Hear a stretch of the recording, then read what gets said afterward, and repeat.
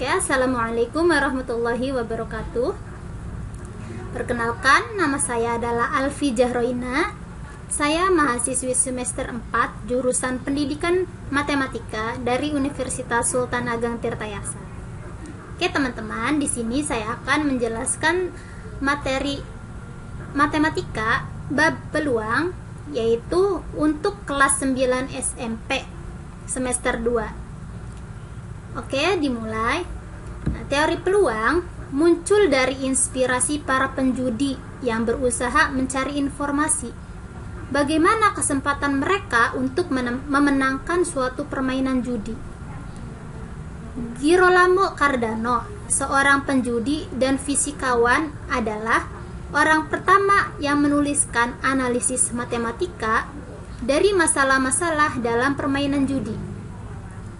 Adapun ilmu hitung peluang yang dikenal saat ini dikemukakan oleh 3 orang Prancis, yaitu bangsawan kaya Chevalier de Mer dan 2 ahli matematika, yaitu Blaise Pascal dan Pierre de Fermat. Tentu kalian sudah tidak asing kan dengan nama tokoh-tokoh tersebut. Nah, dalam suatu pertunjukan kita sering kan melakukan ada undian berhadiah dari potongan karcis yang kita miliki. Nah, potongan karcis yang ada pada panitia diletakkan di satu tempat. Sebelum pengambilan, biasanya potongan-potongan karcis tersebut diaduk. Nah, setelah itu barulah diambil satu persatu sesuai dengan hadiah yang disediakan. Pengambilan potongan karcis tersebut biasanya dilakukan secara acak, yaitu sembarang tanpa dipilih-pilih. Tentu dong. Nah, setiap orang yang memiliki potongan karcis tersebut memiliki kemungkinan yang sama untuk memperoleh hadiah. Selain contoh di atas, sebenarnya banyak sekali kasus-kasus yang berkaitan dengan peluang. Misalnya saat kita kecil atau sekarang pun boleh, yaitu permainan yang menggunakan dadu. Seringkali seseorang mengharapkan muncul mata dadu tertentu saja kan? Hal ini wajar karena setiap mata dadu mempunyai kemungkinan yang sama untuk muncul.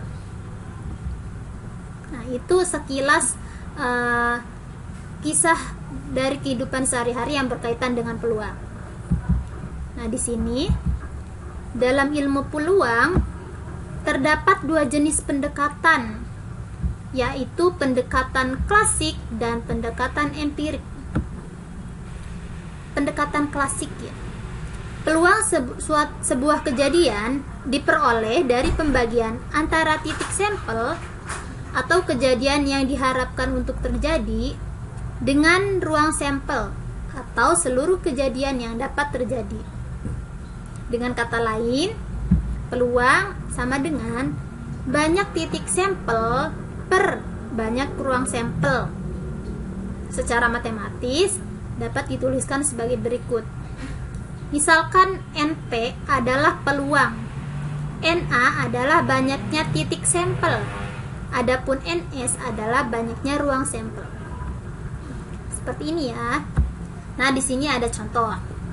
Jika Amir melempar sebuah koin dan dia menghendaki yang keluar adalah sisi koin yang bertuliskan angka, maka banyak titik sampel dari pelemparan koin tersebut adalah 1, dan banyaknya ruang sampel dari koin tersebut adalah 2, karena koin memiliki 2 sisi, yaitu sisi angka dan sisi gambar, sehingga peluang dari pelemparan 1 buah koin tersebut adalah 1/2.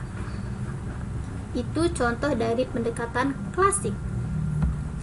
Selanjutnya, pendekatan empirik.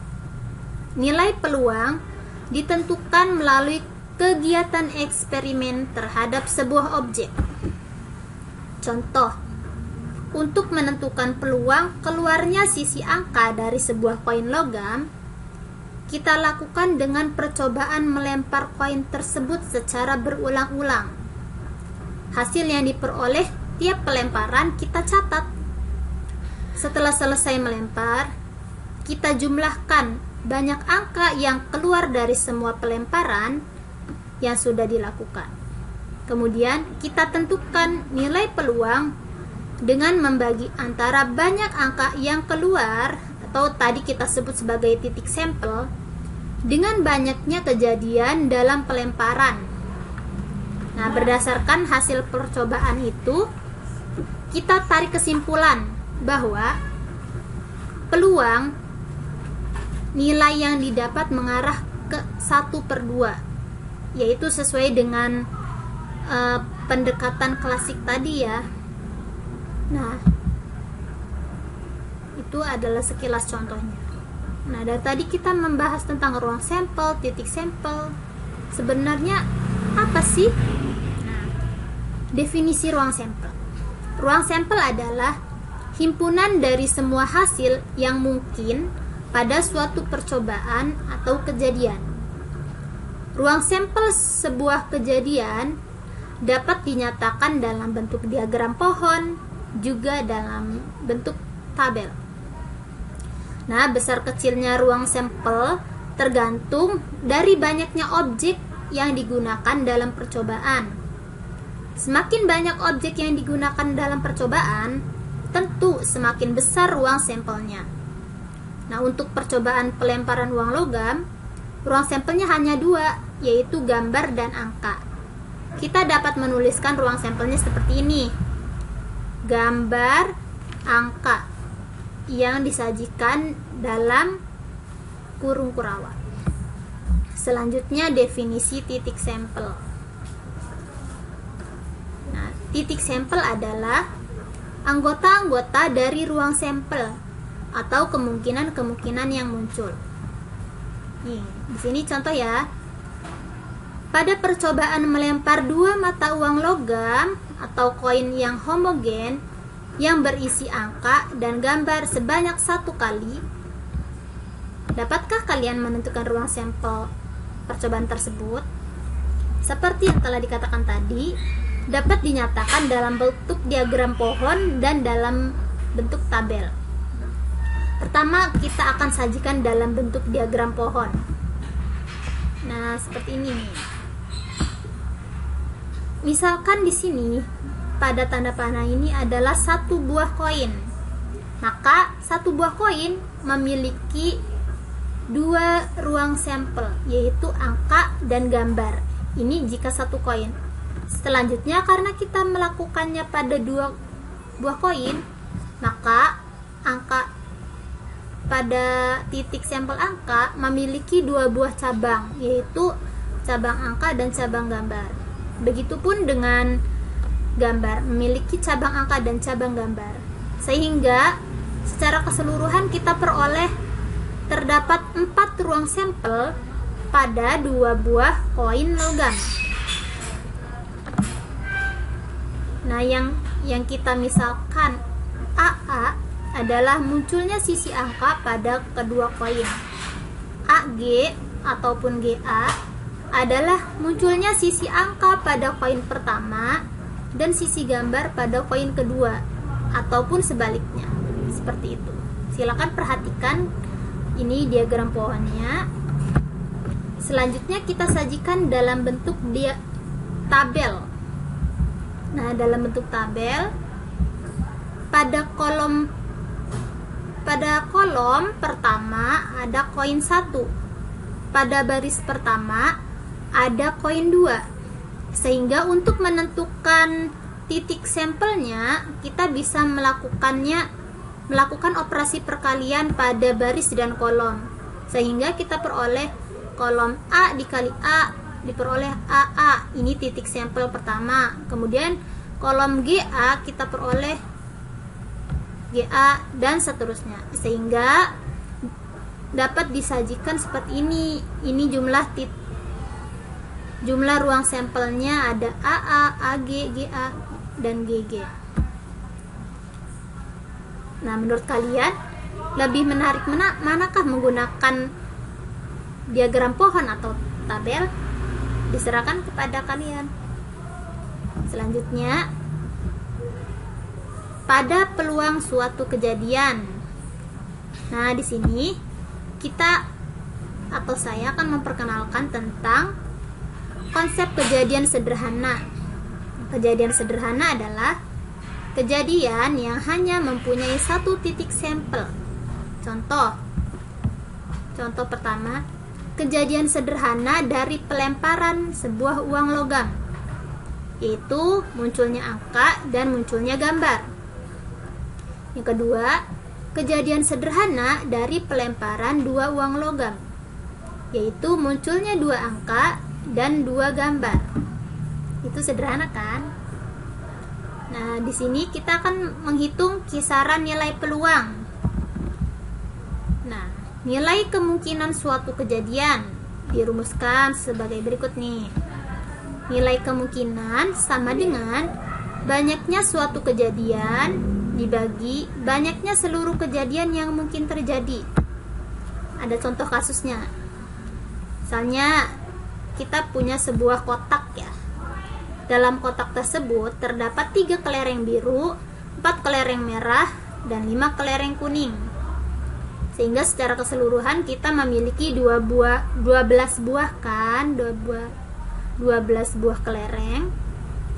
Untuk mempermudah ya, kita misalkan A adalah kejadian terambilnya kelereng biru, B kejadian terambilnya kelereng merah, dan C adalah kejadian terambilnya kelereng kuning.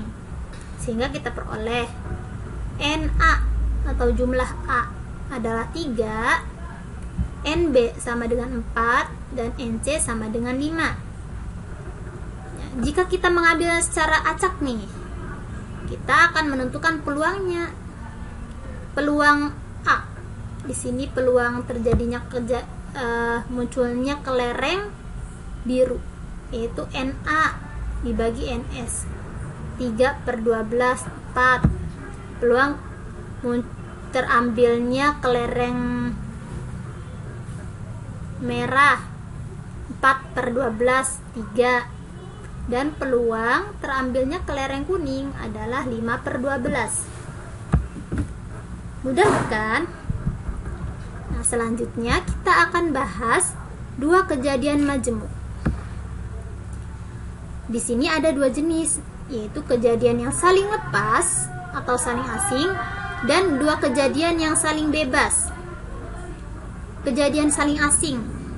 Nah, untuk mempermudah, saya sajikan sebuah tabel hasil pelemparan 2 dadu secara bersama-sama, atau sebuah dadu yang dilempar sebanyak 2 kali. Perhatikan ya. Nah, misalkan A adalah kejadian munculnya kedua mata dadu berjumlah 4, dan B kejadian munculnya mata dadu 8. Sehingga kita peroleh himpunan dari kejadian tersebut. A, anggota himpunannya 1,3, 2,2, dan 3,1. Dan anggota himpunan B yaitu 2,6, 3,8, 4,4, 5,3, dan 6,2.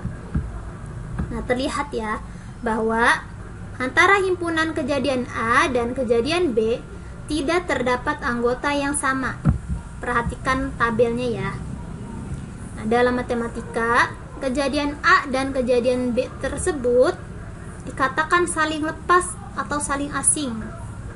Jadi, 2 kejadian dikatakan saling lepas atau saling asing jika satu kejadian terjadi dan kejadian yang lain tidak mungkin terjadi secara bersamaan atau tidak saling mempengaruhi. Nah, ini adalah diagram Venn dari 2 buah kejadian yang saling lepas. Terlihat kan bahwa kejadian A dan kejadian B tidak memiliki irisan karena tidak memiliki anggota yang sama. Selanjutnya adalah 2 kejadian yang saling bebas dengan dalam bentuk tabel. Nah, di sini ada tabel hasil pelemparan 2 buah dadu. Namun sekarang A adalah